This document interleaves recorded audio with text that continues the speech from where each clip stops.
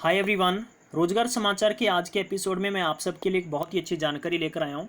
पूरी जानकारी बताऊंगा कौन कौन फॉर्म भर सकता है, क्या क्या एलिजिबिलिटी रखी गई है, आपका सिलेक्शन कैसे होगा, फॉर्म कौन भर सकता है। इंडिया का सबसे बड़ा बैंक है रिजर्व बैंक ऑफ इंडिया, उसने एक वैकेंसीज का नोटिफिकेशन जारी किया है। पूरी जानकारी आपको देने वाला हूँ।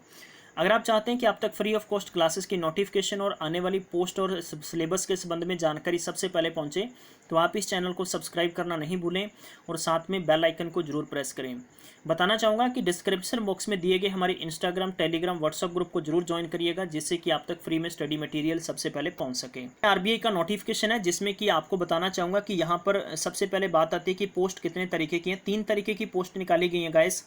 ऑफिसर इन ग्रेड 2 के लिए है, आपके लिए जनरल की पोस्ट है। उसके अलावा डिपार्टमेंटल पोस्ट यहाँ पर दे रखी है, ऑफिसर ग्रेड बी है। और थर्ड आपकी DSIM की पोस्ट है। जहाँ तक बात आती है रजिस्ट्रेशन की, तो सबसे टॉप में आपको दे रखा है कि रजिस्ट्रेशन आपकी 21 सितंबर से लेकर लगभग 11 अक्टूबर के बीच में होंगे। फेस की बात हो रही तो 9 नवंबर को आपका प्रीलिम्स एग्जाम होगा तीनों पोस्ट के लिए, और 1 और 2 दिसंबर को आपका मेंस का पेपर होगा। यहाँ पर बात आती है कि आप अपना फॉर्म के साथ में फीस है वो ऑनलाइन भर सकते हैं। और नोट रखिएगा कि यहाँ पर आपको कहा है कि किसी प्रकार का कोई इशू है तो आप यानी इनके ऑफिशियली वेबसाइट पर जाकर आप पूरी तरह से रीड कर सकते हैं जो भी जानकारी आपको दे दी गई है।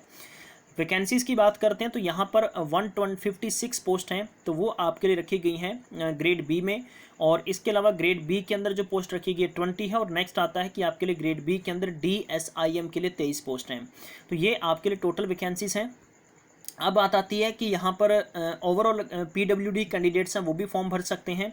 उनके लिए पूरी जानकारी दी गई, आप स्क्रीनशॉट ले सकते हैं। सेशन को यहाँ पर पॉज करके, वीडियो को पॉज करके आप डाउनलोड कर सकते हैं, राइट। इसके अलावा बात आती है कि पे स्केल है। पे स्केल की बात है तो स्टार्टिंग बेसिक सैलरी आपकी 35,100 रुपये होगी, और एंड आपकी सैलरी है लगभग आपको ग्रेड पे भी दे रखा है, और इसके मुताबिक आपको अप्रोक्सीमेटली लगभग इन्होंने 77,000 के समथिंग आपको बताया है इनिशियली जो ग्रॉस आपको मिलने वाली है, ठीक है।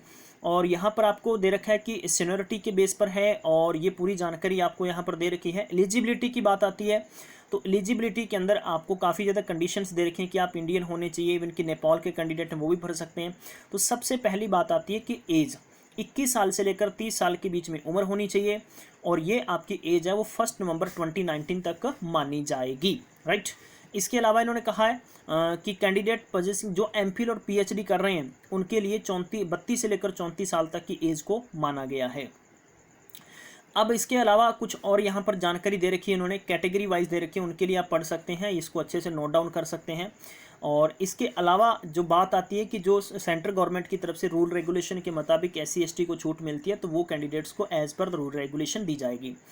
अब आती बात क्वालिफिकेशन की, तो मिनिमम क्वालिफिकेशन आपके लिए पर्टिकुलर फर्स्ट पोस्ट के लिए 60% और 50% SC ST PWD या इसके बराबर बैचलर डिग्री कर रखी है एज वेल एज 12 यानी 12वीं के बाद में, और डिप्लोमा और इक्विवेलेंट 10th स्टैंडर्ड जो एग्जामिनेशन के साथ में। तो ओवरऑल इन्होंने कहा है कि आपकी ये ओवरऑल परसेंटेज होनी चाहिए, तो वो कैंडिडेट यहाँ पर फॉर्म भर सकते हैं, राइट। नंबर 2 के लिए है मास्टर डिग्री इकोनॉमी। उसके अलावा आपको दे रखा है कि बताना चाहूँगा कि यहाँ पर क्वांटिटेटिव इकोनॉमी बात हो रही है, मैथमेटिक्स इकोनॉमी, ठीक है। और जिन कैंडिडेट्स ने ये कर रखा है फाइनेंस है 55% के साथ है वो भर सकते हैं। अगर आपने PG DM या MBA कर रखा है तो भी भर सकते हैं। मास्टर डिग्री आपने अलग से कर रखी है इन्हीं सब्जेक्ट के साथ में, जैसे कि बिजनेस एग्रीकल्चर डेवलपमेंट है, तो वो भी भर सकते हैं, राइट। तो SC ST की 50% है, अदर 60% उन्हें रखा है। 2 साल का आपके पास वैलिड एक एक्सपीरियंस होना चाहिए। अगर आपने MPhil या PhD में एनरोल हैं तो उसके संबंध में आपको यहाँ पर जानकारी दी गई है। नंबर तीसरे के लिए भी आप देख सकते हैं एज पर बिल्कुल सेम टू सेम क्वालिफिकेशन आपके पास होनी चाहिए, यानी 2 नंबर पोस्ट की 3 नंबर बिल्कुल क्वालिफिकेशन सेम होनी चाहिए। यहाँ पर इन्होंने कहा है कि परसेंटेज का क्राइटेरिया दिया है, खास तौर पर आपकी मार्कशीट में अगर 6.75 है तो आप 60% गिने जाएंगे। अगर 6.25 अगर आपको ग्रेड पे मिला है तो जिसमें ओवरऑल ग्रेड मिला है तो आपको 55% मार्क्स दिए जाएंगे। तो ये आपका ग्रेडिंग रखा है, ठीक है। सिलेबस की जहाँ तक बात है वो आपको मैंने बता देना चाहूँगा कि as per the government rule regulation के मुताबिक जो पेपर होते हैं बिल्कुल सेम टू सेम रहने वाला है। और इसके अलावा यहाँ पर कुछ और महत्वपूर्ण जानकारियाँ दी गई हैं जो आपके एग्जामिनेशन सेंटर हैं वो देख सकते हैं, ठीक है। पंजाब के लिए और खास तौर पर जितने भी अदर स्टूडेंट हैं जहाँ पर आपको सेंटर्स दे रखे हैं वहीं पर आपके बिल्कुल सेम टू सेम रहने वाले हैं, ठीक है। और अब थोड़ी सी हम लोग हाईलाइटेड देख लेते हैं कि आपकी फ़ीस क्या होने वाली है। SC ST कैंडिडेट और PWD कैंडिडेट के लिए 100 रुपया होगा, जनरल OBC EWS के लिए 850 रुपये होगा, स्टाफ कैंडिडेट्स के लिए किसी प्रकार की कोई फीस नहीं लगेगी। ऑनलाइन अप्लाई करने के लिए मैं आपको कमेंट बॉक्स में इसका लिंक दे दूंगा, वापस से बताना चाहूँगा, कमेंट बॉक्स में आपको लिंक दूंगा और वहाँ से आप फॉर्म भर सकते हैं डायरेक्ट, ठीक है। इसके रजिस्ट्रेशन ओपन है और इसके संबंध में आप बैंकिंग तैयारी कर रहे हैं ऑलरेडी, तो इसके लिए आपके लिए एक अच्छा मौका होगा, राइट। तो गाइस इसमें आपको बिल्कुल भी परेशान होने की ज़रूरत नहीं होगी। मैं उम्मीद करता हूँ पूरी जानकारी आपको समझ में आ गई होगी। सेशन जरूर शेयर करिएगा, राइट। अगर शेयर करते हैं तो मैक्सिमम स्टूडेंट्स तक आपके द्वारा शेयर करने से जानकारी पहुँचेगी। अब अपन फटाफट से थोड़ा सा सिलेबस देख लेते हैं। प्रीलियम्स का सिलेबस है जो इन्होंने दे रखा है, प्रीलियम पेपर के लिए सिलेबस इन्होंने दे रखा है। बताना चाहूँगा कि general awareness, English and quantitative aptitude, reasoning, आपके पास 4 सब्जेक्ट आएंगे। 4 सब्जेक्ट का सिलेबस आपको अपडेट कर दिया जाएगा। 120 मिनट का टाइम मिलेगा और मे भी हो सकता है कि 120 क्वेश्चन ही हमें मिले, राइट, या हमें 100 क्वेश्चन मिल सकते हैं।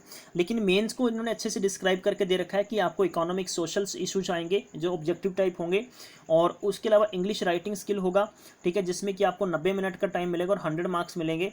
और नंबर 3 में आपको दे रखा है फाइनेंस एंड मैनेजमेंट के लिए ऑब्जेक्टिव टाइप होगा, जिसमें 90 मार्क्स और 100 आपको मार्क्स मिलने वाले हैं। तो ये आपका मेंस का सिलेबस होने वाला है।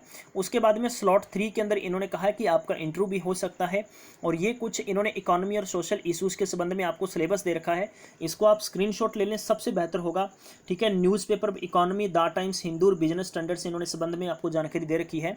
और यहाँ पर इंग्लिश के संबंध में इन्होंने कहा है कि पेपर के अंदर जो कि आपको एक मैनर होना चाहिए, भी आप कैसे एक राइटिंग स्किल आपके अंदर हो सकता है, उसी प्रकार से आपको लिखने का तजर्बा होना चाहिए, राइट।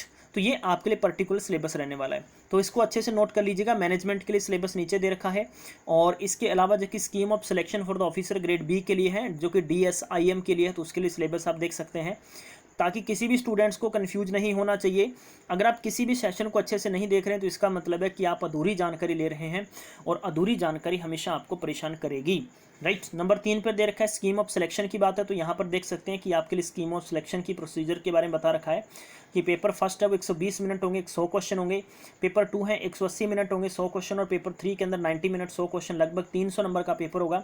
और 300 में से जिसकी मैक्सिमम कट ऑफ बनेगी वो यहाँ पर डेफिनेटली ऑफिसर बनने वाला है। तो आई होप आपको पूरी जानकारी समझ में आ गई होगी। तो आप सब ने अपना बेशकीमती समय दिया, इसके लिए मैं आपका शुक्रिया करूँगा, ठीक है। ध्यान रखिएगा। Have a nice day, thank you, bye bye, मिलते हैं नेक्स्ट में।